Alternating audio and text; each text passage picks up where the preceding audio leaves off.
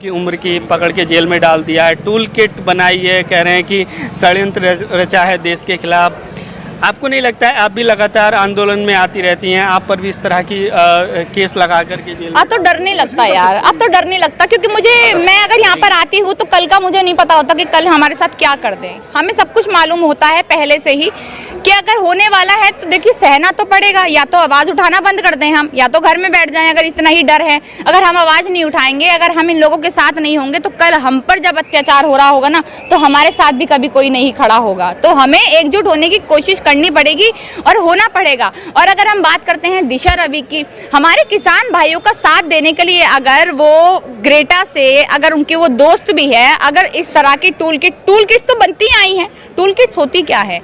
आधे से ज्यादा बीजेपी के नेताओं को ये नहीं पता होगा कि टूल किट्स होती क्या है। टूल मीडिया में लगातार चला रहे हैं, उसने टूल किट बनाई, उसने टूल किट बनाई। टूल किट ना हो गया भैया, बम का बारूद का गोला हो गया, जो वो मतलब हमारी संसद में जाकर फाड़ने वाली हो, और इसलिए उनको आपने जेल में डाल दिया। उसके अभी बहुत मतलब 25 दिन, पता नहीं कितनी दिन के उनको अंदर डाल दिया है, जेल में डाल दिया है।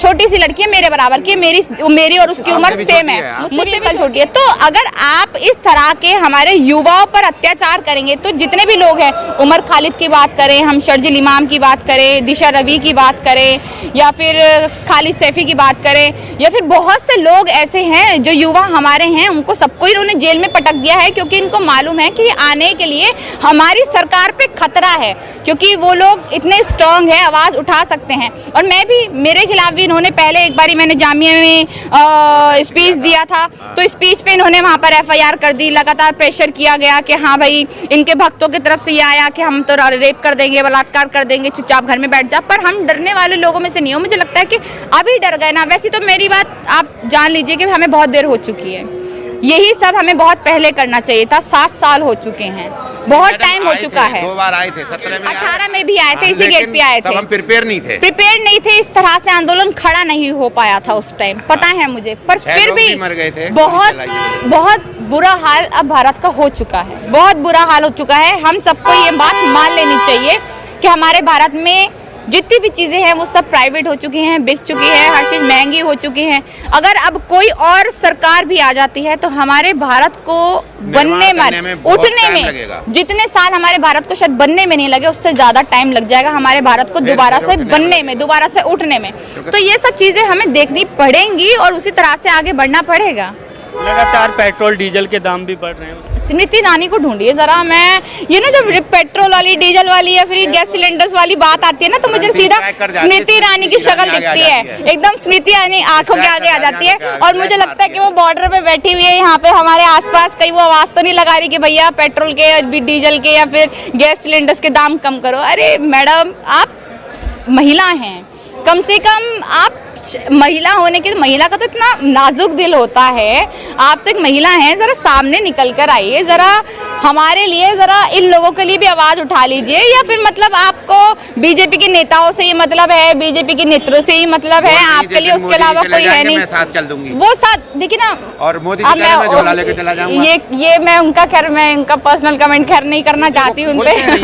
बीजेपी के प्रवक्ता कि अगर टैक्स बढ़ाया जा रहा है तो पैसा कहीं और थोड़ी जा रहा है, देश के इंफ्रास्ट्रक्चर में, देश के विकास में ही लग रहा है वो। हाँ, देश का विकास हो रहा है। मैंने बताया ना, देश का विकास हो रहा है।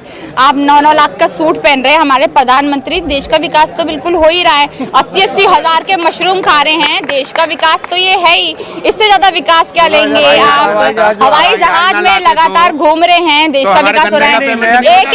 एक दिन में कई सूट बदल रहे हैं, देश का विकास है। हमारे भारत में जब ये लोग रैलियां करते हैं, कई हजार करोड़ उसमें लगा देते हैं, इससे ज्यादा विकास क्या चाहिए आपको? आप क्या चाहते हैं कि पेट्रोल के दाम कम हो जाए, डीजल के दाम कम हो जाए, तब विकास होगा? अरे नहीं, ऐसा नहीं होता। देखिए, जो चीजें बढ़ती हैं ना, तब विकास होता है, चीजें कम होती है तब विकास नहीं होता है। तो मुझे तो लगता है अभी 100 रुपए है, अब तो 500 रुपए हो जाएगा, तब इनको लगेगा भैया देश का विकास होगा। तो मतलब आपको ना थोड़ा सा सोचना चाहिए कि 500 का भी अगर लेना पड़ा पेट्रोल तो ले लेंगे देश हित के लिए। 500 रुपए की बाइक खरीदने की औकात है, 500 रुपए की साइकिल खरीदने की औकात है तुम लोगों की। जो ये लोग बोल रहे हैं ना कि हम 500 रुपए का पेट्रोल डलवा लेंगे, 200 का डलवा लेंगे, 500 रुपए लीटर कर दो, देश हित में काम होना चाहिए।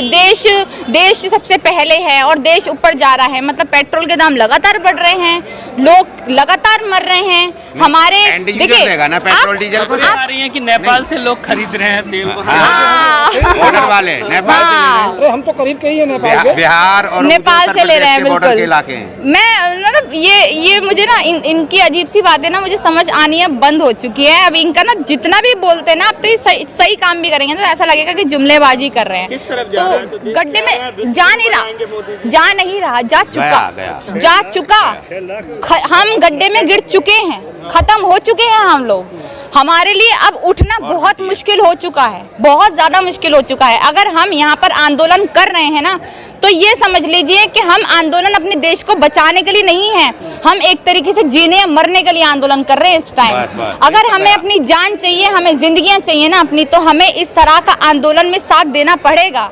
हमारे भारत की हालत वो हो चुकी है, इतनी खराब हो चुकी है कि हमारे पास ना अच्छा ना बुरा अब कुछ बचा नहीं है। हमारे पास बची है कि भैया हम जिंदा हैं, हमारी जिंदगी हमें मिली हुई है, हम खुश हैं। इन्होंने तो ये हालत कर दी है कि बाहर लड़कियां पेट्रोल डीजल पे आ गई है। बिल्कुल, बाहर लड़कियां जाती हैं ना, तो भाई ऐसे लोग होते हैं ना, इस तरह के अपमान होता है हम लड़कियों के साथ, उनको इस तरह से टॉर्चर किया जाता है और कोई देखने वाला नहीं होता। पुलिस देखिए यहाँ पर कितनी है, अभी देखिए यहाँ पर लड़कियों का रेप हो जाए तो कहाँ मर जाती हैं ये पुलिस, कहाँ होती है ये पुलिस। हजारों की संख्या में यहाँ पर पुलिस लगा देते हैं। जब लड़कियों के साथ बलात्कार हो रहे होते हैं, जब हाथरस में बच्ची को जलाकर मार दिया जाता है, तब तो ये पुलिस कहीं नहीं आती है। और फिर आप कहते हैं कि देश हित में काम हो रहा है, हम तो देशभक्त है। अगर आप सही में देशभक्त हैं, अगर अभी भी आपके अंदर, इनकी औरतों के अंदर, इनके आदमियों के अंदर जितने भी बीजेपी में है, अगर थोड़ी सी अभी भी भावनाएं अभी बची हुई हैं, थोड़ी बहुत अगर 1% बची हुई हैं, तो इस टाइम हमारे किसान भाइयों के बारे में, देश की बच्चियों के बारे में, दलित भाइयों के बारे में, ओबीसी भाइयों के बारे में, मुस्लिम भाइयों के बारे में सोचिए। इनफैक्ट उन्हीं के बारे में, सबके बारे में सोचिए कि हमारे भारत को आपने क्या दिया और हमसे क्या कुछ छीन लिया। अगर आप थोड़ा सा भी अब भावनाएं, मैं तो हाथ जोड़कर कहना चाहूंगी कि भाई थोड़ी सी भावनाएं हैं तो जरा बाहर निकल कर आइए, इन लोगों के साथ बीजेपी के नेतागण, भक्तगण निकल कर आइए, अपनी आवाज उठाइए ताकि ये तीनों कानून वापस हो सके। देखिए पेट्रोल डीजल के दाम जब बढ़े थे ना, तो हमारे जो ये अमिताभ बच्चन जी है ना, सबसे पहले इन्होंने कांग्रेस के खिलाफ बोला था, ये भी हमको मालूम होगा, सबसे पहले बोला था।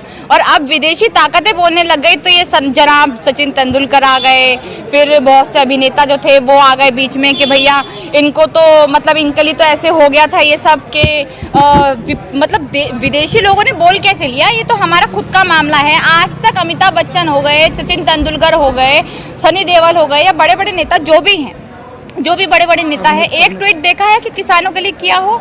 किसानों के लिए कोई और ट्वीट कर देगा तो उनके खिलाफ खड़े हो जाएंगे कि उनको भैया इन्होंने ट्वीट किया कैसे, ये तो हमारे देश से नाइंसाफी है।